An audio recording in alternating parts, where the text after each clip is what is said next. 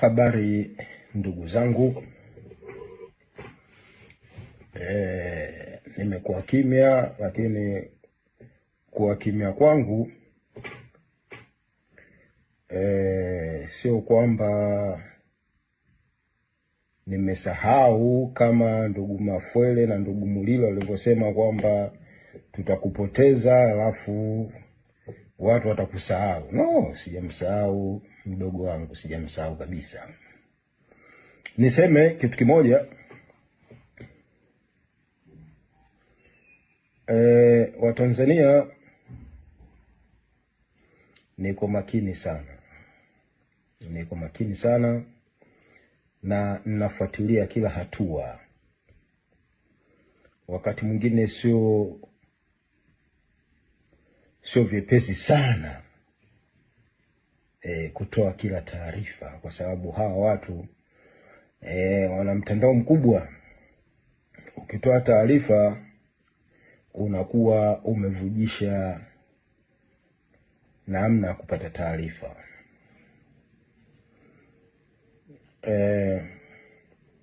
Niseme kidogo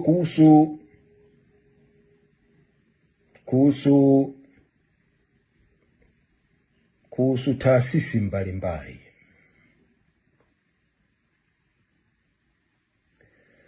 Humphrey Polepole balozi alikuwa mtumishi wa Chama cha Mapinduzi na serikali kuu. Humphrey Polepole ndiye alikuwa campaign manager wa kipindi cha pili cha Magufuli ambacho kilimsababisha Samia Suluhu Hassan kuwa rais baada ya hila yao ya kumuua Magufuli. Na hii was planned, I know. Samia leo kitimoto, tena ile yenye mafuta ile, unaona kitimoto. Nikisema kitimoto maana yake yuko kwenye kiti kiharamu kwa kuhonga idara zote unazozijua wewe za usalama Tanzania.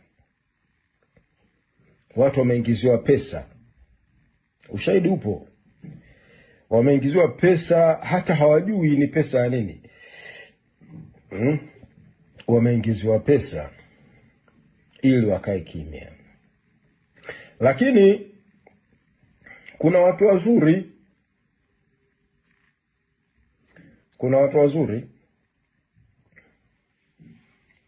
wanashirikiana pamoja na sisi, tunajua.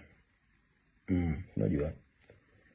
Lakini kipekee kabisa namshangaa kitimoto haramu rais ambaye ndo alikuwa mwajili wake wa mwisho Humphrey kwenye ubalozi wa Cuba, kama alimtuma Humphrey Cuba kama balozi. Toka Humphrey amepotea, Samia Suluhu Hassan hajazungumza jambo lolote, kana kwamba hajui, kajisahaurisha, kajizima data, hajui. Nimshukuru Tulia Ackson kwenye msiba wa MC Pilipili, alimkumbuka pale.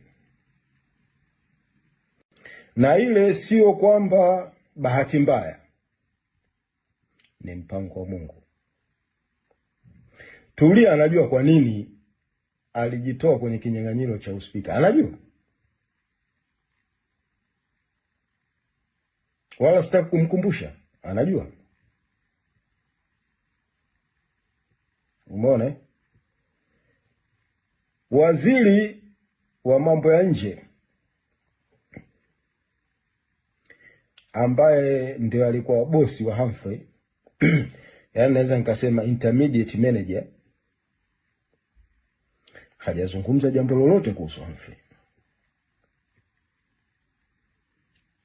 Uone? Hiyo nazungumza ni serikali kuu. Mkurugenzi wa usalama wa taifa Mombo hajazungumza jambo lolote kuhusu Humphrey, na Mombo walikuwa kwenye mawasiliano na Humphrey all the time.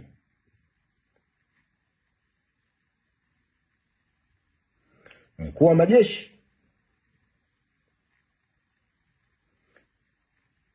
okay, current information nisitoe kwa sababu za mambo ambayo bado yanaendelea. Nikukumbushe mambo ya nyuma kama nilivyomkumbusha Kikwete safari ya China. Humphrey alivyokuwa kule Malawi ulipeleka vikosi vya jeshi la wananchi wa Tanzania. Humphrey alipokea akaratibu na mahusiano yakawa mazuri.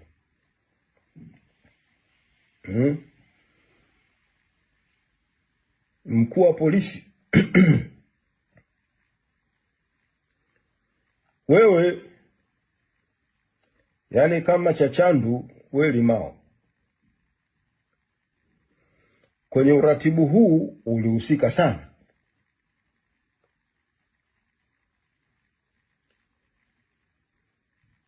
In the near future nitasema ulihusika vipi, na umeingiziwa mapesa mengi sana, huoni hata aibu. Watu wamekufa, you don't take accountability. You don't, hutaki kutake accountability ya Watanzania kufa. Badala yake unamshauri rais mkamate watu muwape kesi ya uhaini. Hivi sheria ya kesi ya uhaini unaijua? Najiuliza umesoma shule gani?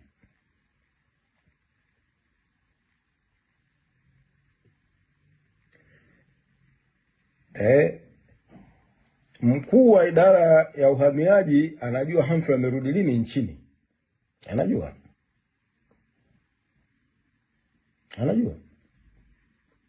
Amekaa kimya.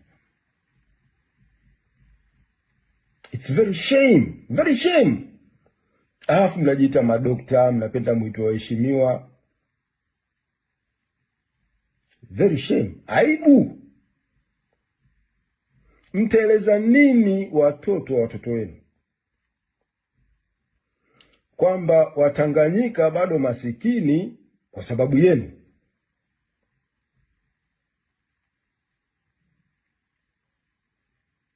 Anyway, nikienda kule CCM nimesema Humphrey alikuwa campaign manager wa Magufuli kipindi cha pili, ambacho kilikupa wewe Samia na Kikwete na Rostam na wengine wengi kumwangamiza Magufuli ili wewe uchukue nchi, ili Kikwete apange safu yake. Kwa kifupi sana nikwambie, Samia uliingizwa cha kiume. Huchomoki, uliingizwa cha kiume. Sasa kama Samia huzungumzi, CCM katibu mkuu hazungumzi, mwanachama wake yuko wapi? Rais ambaye ndio mwenyekiti, rais haramu ambaye ndio mwenyekiti wa chama chenu haramu ambacho watu hawakitaki, katibu mkuu hazungumzi kwamba mwanachama wenu ambaye alikuwa msemaji wa Chama cha Mapinduzi Tanzania yuko wapi?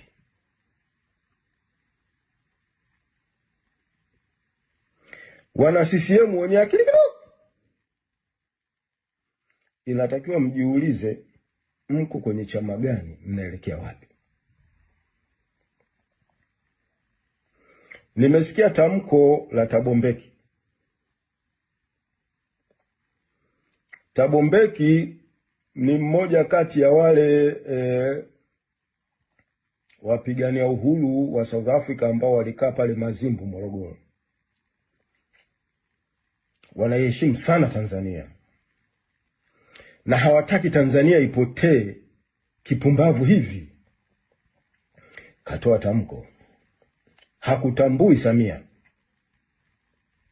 Yaani pamoja na msaada mlioisaidia, nyinyi hamjaisaidia South Africa.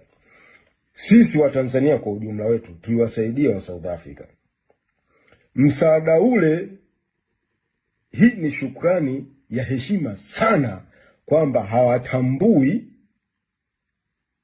urais wako Samia, wala Nchimbi, wala baraza la mawaziri. Kwa kifupi, serikali nzima hawatambui taasisi ya Thabo Mbeki. Na yule rais mwingine kule alikuwa kama sikosei wa Namibia. Na viongozi wengine EU wamekata posho, Marekani wanakata posho, sijui mnakwenda kuumiza watu kwa sababu tu you need to be in power. You guys mmelogwa.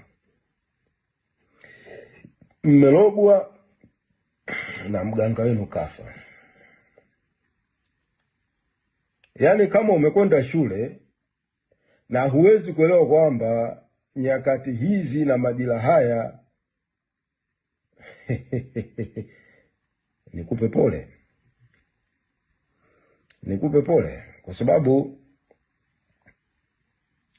kama jamii za kimataifa hawawatambui, lakini nyinyi mnataka na sababu moja tu inawafanya muwe kwenye pao, kwa sababu ICC inawahusu. Na hii nilimwambia my comrade Mike Poti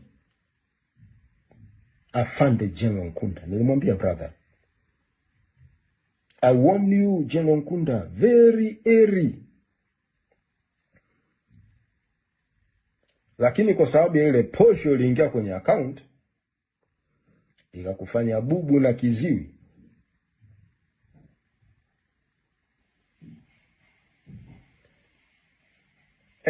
General Nkunda Afande, kwenye hii dunia we have nothing to lose. Nothing. Lakini ukiona tu account inasoma na imekupumbaza, mimi najua jeshini kuna askari wa aina 3. Kama ulivyojui nitakwambia leo, jeshini kuna askari wa aina 3. Jeshini askari wa kwanza, very stupid, ni askari wa mshahara.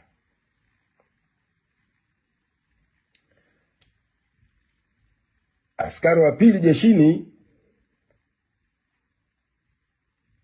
ni jeshi kunoga, yaani yule amekunywa maji ya bendera. Na askari wa tatu ni yule akipiga kivazi, akipiga kitenge, yaani anaona kamaliza. Umeona? Sasa Afande, uliingiziwa posho na bank statement ninayo. Sitaki kukuharibia kibarua chako, nataka wewe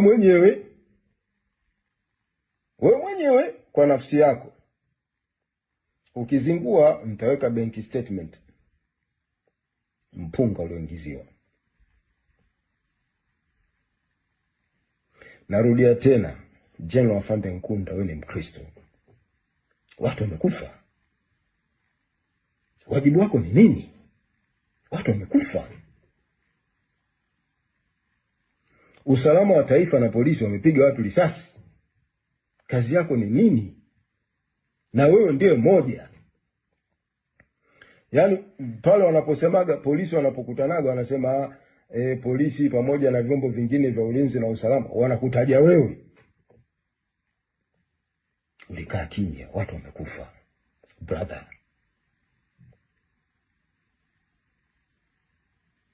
sitaki kusema damu ya Mangungu inakufuata kwa sababu unatokea Morogoro, lakini brother, umezingua big time. Ni heshima kwako kujiuzuru, alafu kamtafute paroko wako, mchungaji wako, mwinjilisti wako, na zile pesa walizokuingizia warudishie, uishi kwa amani. Hii damu ya watu itakufuata brother. Anyway, nazungumza haya leo ni birthday ya Humphrey. Najua anashikiliwa kwa amri ya Kikwete. Kikwete amegoma kustaafu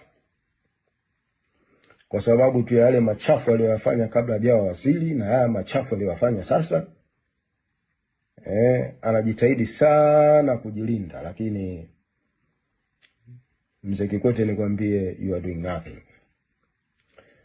Umejitahidi sana mwanao kumweka kwenye serikali haramu, kwamba yeye ndio waziri wa usalama wa taifa. Is still nothing brother. Nothing. Unasumbuka, ni mambo ya majira na nyakati. Majira na nyakati. Mungu akitaka kukuadhibu lazima akutie kiburi. Atakutia kiburi. Unajua uongozi wa jeshi ni tofauti na uongozi wa kiraia. Tofauti kabisa. Jeshini ukiambiwa chuchumaa chini, you need to tia amri. Uraiani ukiniambia ni chuchumaa chini, nitakuuliza kwa nini? Wewe ni nani? Ndio maana jeshini tuna discipline kuliko ni uraiani. Uraiani kuna psychology ya kuongea na raia. Mmezingua, mmeua watu. Again, I know Humphrey. Hasikitiki. Najua mnachomfanyia. Lakini Mungu huyu aliyeumba mbingu na dunia. Mungu huyu aliyemuumba Kikwete, Jakaya, Mlisho awepo katika dunia hii, alijua haya matendo yatatokea. Mungu huyu aliyemuumba Samia Suluhu kitimoto, yaani serikali haramu, alijua haya yatatokea. Mungu huyu aliyemuumba Nchimbi na kiburi kilichoaja. Zamani kule sekondari tulikuwa tunasema mob psychology. Mmeleta ubabe, uselanondo, badala ya kuacha neema ya Mungu aliyotujalia Tanzania itamaraki. Mmeamua kufanya mambo yenu. Trust me brother, ni jambo la majira na nyakati. Unaweza usielewe,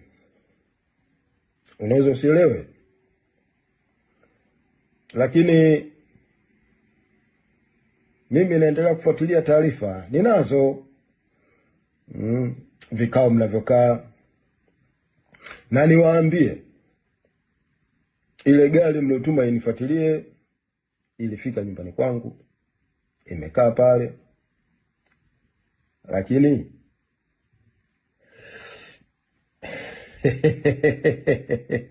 niliona, na wale watu waliomo mle ndani niliwaona, nime-identify.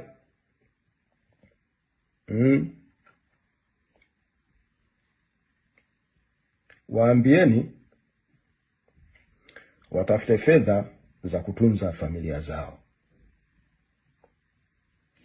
Ningekuwa na nia off, wale watu wangeitwa marehemu, na sio mara moja.